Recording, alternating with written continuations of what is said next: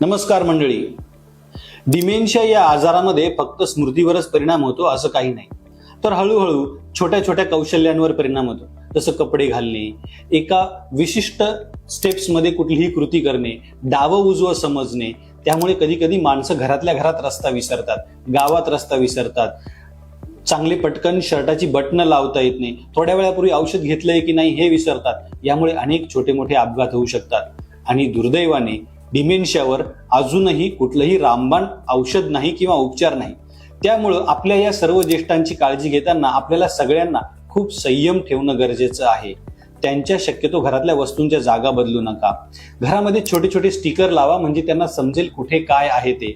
आणि जर ते बाहेर पडणार असतील तर त्यांच्यासोबत एक आय कार्ड असू द्या, ज्यावर त्यांचा फोटो, नाव, कोणाला संपर्क करायचा, पत्ता काय, अशी थोडीशी माहिती लिहिलेली असेल. कारण आपल्याला सर्वांना आपल्या या ज्येष्ठांची काळजी घ्यायची आहे, जशी त्यांनी आपली घेतली होती आपण लहान असताना.